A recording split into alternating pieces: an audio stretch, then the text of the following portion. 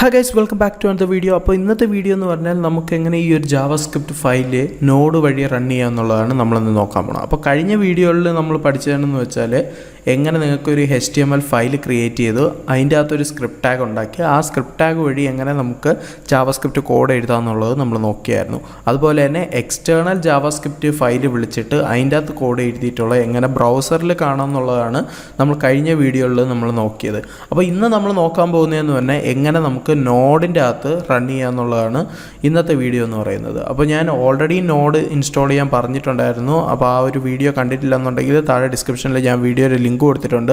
അത് കണ്ട് node install ചെയ്യുക. അതുപോലെ തന്നെ ഇതിൻ്റെ സീരിയസ് ആയിട്ടുള്ള ട്യൂട്ടോറിയൽസ് എല്ലാം കണ്ടിട്ട് വേണം ഈ ഒരു വീഡിയോയിലോട്ട് വരാൻ. ഇല്ലെന്നുണ്ടെങ്കിൽ യാതൊരു യൂസ് നിങ്ങൾക്ക് ഉണ്ടാവുന്നില്ലായിരിക്കും.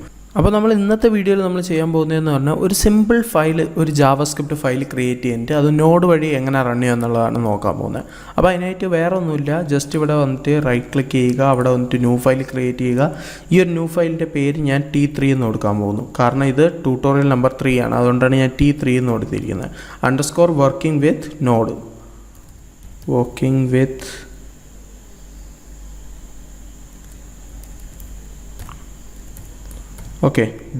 .js, ജാവാസ്ക്രിപ്റ്റിൻ്റെ എക്സ്റ്റൻഷൻ .js ആണ്. അപ്പോൾ .js കൊടുത്തു. ഇനി നമ്മൾ സാധാരണ ഒരു ഫയൽ നമ്മൾ ക്രിയേറ്റ് ചെയ്ത് കഴിഞ്ഞാൽ ഇല്ലെന്നുണ്ടെങ്കിൽ നമ്മൾ സാധാരണ പൈത്തണിലാണെന്നുണ്ടെങ്കിൽ പ്രിൻ്റാണ് യൂസ് ചെയ്യുന്നത്. നമുക്ക് എന്തെങ്കിലും ഒരു മെസ്സേജ് ഔട്ട്പുട്ടിൽ നമ്മൾ കാണിക്കണമെന്നുണ്ടെങ്കിൽ നമ്മൾ എന്താണ് യൂസ് ചെയ്യുന്നത്? പ്രിൻ്റ് ഫംഗ്ഷനാണ് യൂസ് ചെയ്യുന്നത്. അതുപോലെ തന്നെ നമ്മൾ സിയിലാണെന്നുണ്ടെങ്കിൽ ആ printf യൂസ് ചെയ്യും. നമ്മൾ R പ്രോഗ്രാമിങ്ങിലാണെന്നുണ്ടെങ്കിലും പ്രിൻ്റ് യൂസ് ചെയ്യും. ഈ ഒരു ജാവാസ്ക്രിപ്റ്റിൽ ഒരു ഔട്ട്പുട്ട് ഇല്ലെന്നുണ്ടെങ്കിൽ ഒന്ന് നമുക്ക് സ്ക്രീനിൽ പ്രിൻ്റ് ചെയ്ത് കാണിക്കാൻ നമ്മൾ ഏതൊരു ഫംഗ്ഷനാണ് യൂസ് ചെയ്യുന്നത്? നമ്മൾ യൂസ് ചെയ്യുന്ന ഫംഗ്ഷൻ എന്ന് പറഞ്ഞാൽ console.log ആണ് നമ്മൾ യൂസ് ചെയ്യുന്ന ഫംഗ്ഷൻ എന്ന് പറഞ്ഞാൽ. അപ്പോൾ ഞാൻ എന്ത് ചെയ്യും? console.log നമ്മൾ സാധാരണ എന്താണ് പ്രിൻ്റ് ചെയ്യാറുള്ളത്? Hello world.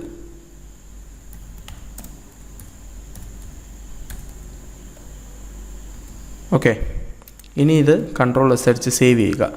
ഇനി നമ്മൾ ചെയ്യേണ്ടതെന്ന് പറഞ്ഞാൽ നമ്മൾ ഏത് ഡയറക്ടറിയിലാണ് നിൽക്കണമെന്നുള്ളത് നോക്കണം. നമ്മൾ ജാവാസ്ക്രിപ്റ്റ് ട്യൂട്ടോറിയൽ എന്ന് പറയുന്ന ഡയറക്ടറിക്കകത്താണ് നിൽക്കുന്നത്.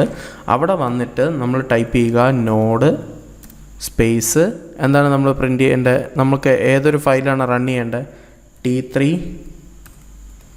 _ ഒരു കാര്യം നിങ്ങളിതിൽ മനസ്സിലാക്കേണ്ടതെന്ന് പറഞ്ഞാൽ ഈ ഒരു 2 ലെറ്റർ നിങ്ങൾ ടൈപ്പ് ചെയ്ത് വെച്ചിട്ട് ടാബ് യൂസ് ചെയ്ത് കഴിഞ്ഞാൽ ആ ഒരു ഫയൽ അതിൻ്റെ അകത്ത് നമ്മൾ സ്പെസിഫൈ ചെയ്തിരിക്കുന്ന 2 ലെറ്റർ ഉണ്ടെന്നുണ്ടെങ്കിൽ, 2 വേർഡ് ഉണ്ടെന്നുണ്ടെങ്കിൽ, ഇല്ലെന്നുണ്ടെങ്കിൽ 2 ക്യാരക്ടർ ഉണ്ടെന്നുണ്ടെങ്കിലും ആ ഒരു ഡയറക്ടറിയിൽ വരുന്ന ഏത് ഫയലാണോ അത് കണ്ടുപിടിച്ചിട്ട് അത് നമുക്ക് ഓട്ടോമാറ്റിക്കലി നമുക്ക് സജസ്റ്റ് ചെയ്യുന്നതായിരിക്കും. അപ്പോൾ ടാബ് യൂസ് ചെയ്ത് കഴിഞ്ഞാൽ നിങ്ങൾക്കത് കിട്ടുന്നതായിരിക്കും.